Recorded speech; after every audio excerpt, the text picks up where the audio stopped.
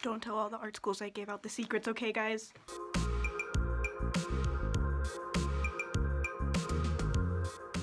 Hi guys, welcome back to my channel. If you're new here, I'm Minty Mickey. I'm an artist and illustrator.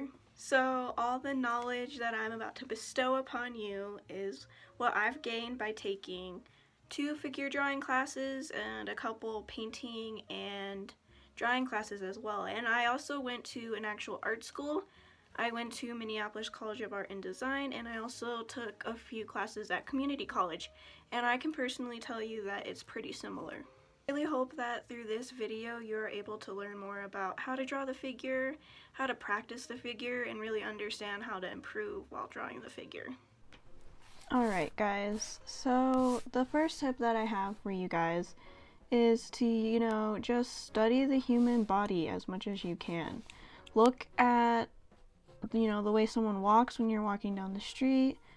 Just, people watch. Like, look at the way someone sits on the bus, look at the way someone looks at when you're in line to get coffee, anything like that. Even if you're at school, if you're a student, study your classmates. I used to do that all the time. Like, really try to notice what distinguishes each person from another, and that's really going to help you develop how you can draw people. And another thing that I was kind of forced to do because of class, but honestly, like, it was kind of fun doing it, was just, taking your sketchbook out and going to draw people. Another thing that that goes along with studying the human body is looking at the muscles. Not just, the outside of the body, but understanding, like, the different types of muscles that are inside the body.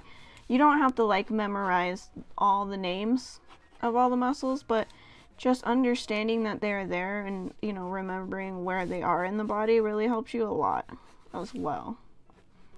I know in some of my figure drawing classes, we had units on the different types of muscles, and we also had units on bones, and like, we would study the skeleton as well, so that really helps a lot. You kind of got to understand what the inside looks like before you draw the outside of the body. And so, like, one of the things that helped me the most drawing the body, and like, I'm honestly still not perfect at drawing the body. Like, it takes a lot of practice, and honestly, you might not ever feel like you're really good at drawing the body because there's always a way to improve. If you want to get better at drawing the body, I really recommend that you actually, like, go out and do, like, figure drawing and actually draw a model, because it really helps a lot. Seeing that actual body and being able to, like, just look at it and draw it really helps a lot. And, you can always, like, go online and look up the, like, websites where you can, like, do gesture drawing and stuff. This is what I'm doing right now, is gesture drawing.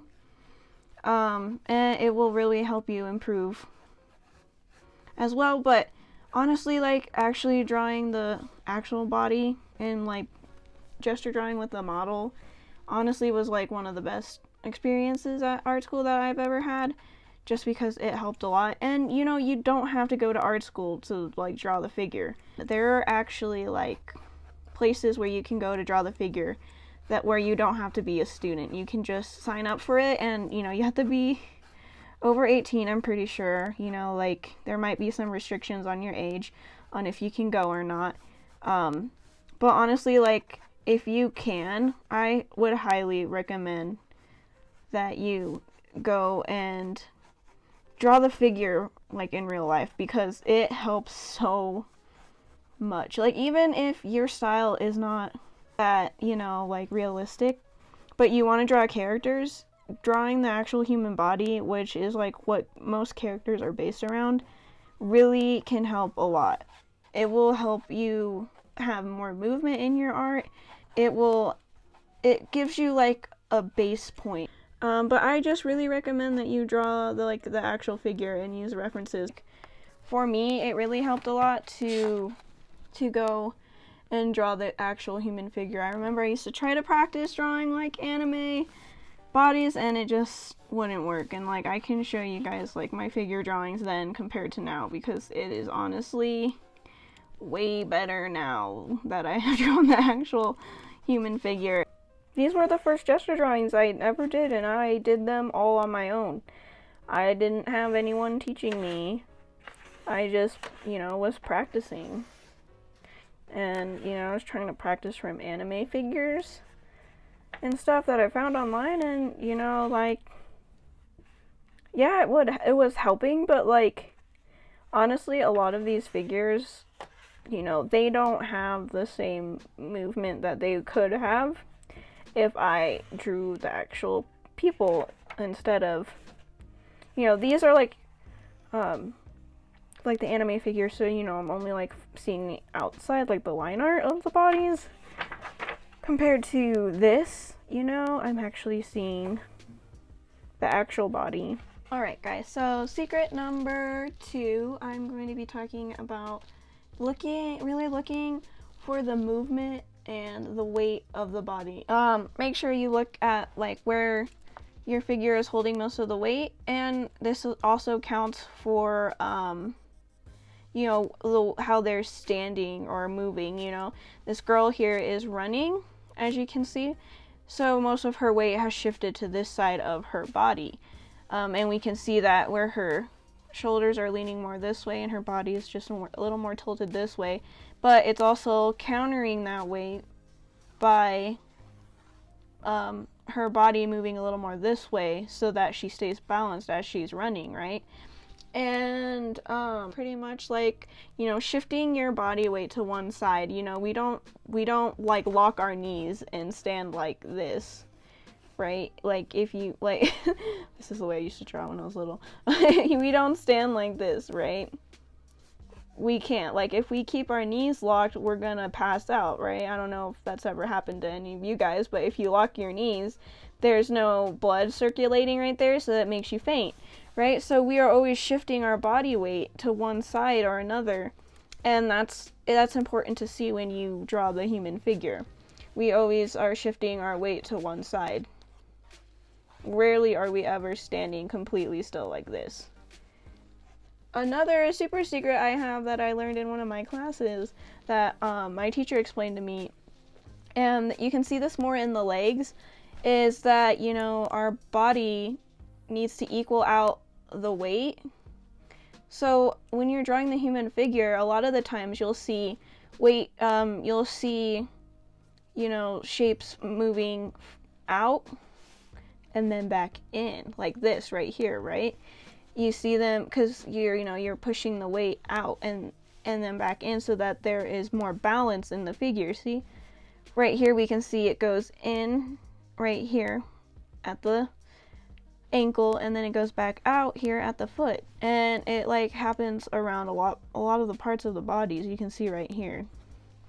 So that's another tip I have, like always look for that, because when I started noticing that everywhere, it really helped me like understand if I was like, having the movement right in the figure and whatnot.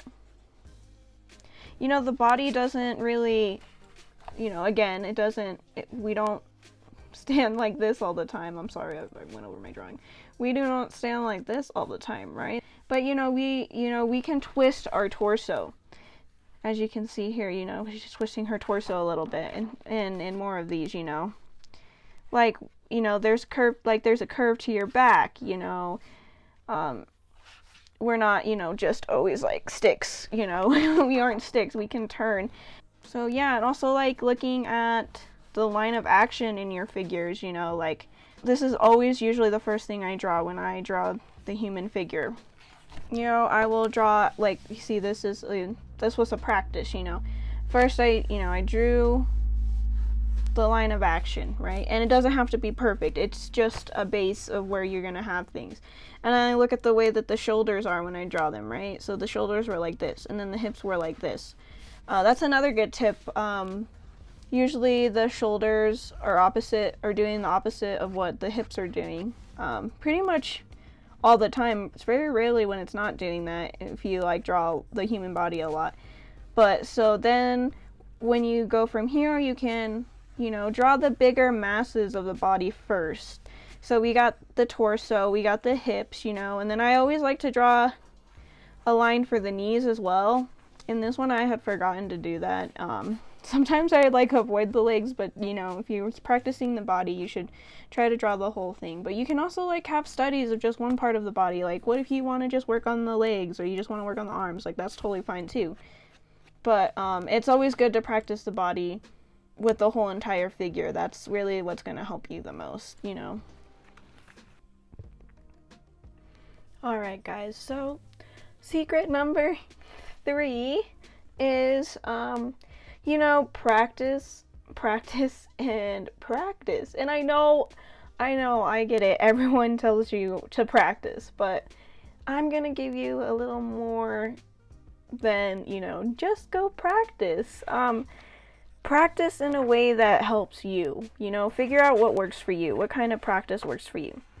So my type of practice that works for me is, you know, doing gesture drawings a lot. I like doing gesture drawings because I don't, you know, have to really think about what I'm doing a lot. I just, you know, draw for the sake of drawing, not really thinking about composition, not really thinking about, you know, it's going to turn out great or not, you know, like all these drawings in here that I'm showing you, I did not think I would be showing these to like anybody, you know. I just draw them to practice, you know. None of these are for final pieces or anything like that. It's just to try to understand how the body works. And you know, you don't have to show anybody your sketchbook or your sketches, you know, that is always up to you. So, you know, just drawing without thinking about, you know, that you're going to show anyone, and just practicing for the sake of practicing helps a lot. And you know, you gotta like hype yourself up about, you know, drawing the body, like what makes you excited about drawing the body. But yeah, you know, like you just gotta, like maybe, you know, you practice drawing like an anime character. I do Bakugo here, you know, right here, you know, I'm drawing like K-pop idols, but you know, like different poses of them. Like, you know, just do whatever you have to do to hype yourself up about drawing. Like sometimes I'm okay just, you know, like drawing random figures, and sometimes I need to motivate myself more and draw, you know, people that I like or whatever, you know. But you know, just try to hype yourself up about practicing and figure out what works for you. I mean, there's like a lot of different ways that you can do studies. So now we're going on to secret number 4, which is pretty much just try to get feedback from literally anyone. Like, it doesn't have to be somebody that draws. It would be more helpful if it was someone that draws, but pretty much anyone can give you feedback on drawing the figure, because I feel like we all know what the figure looks like, right?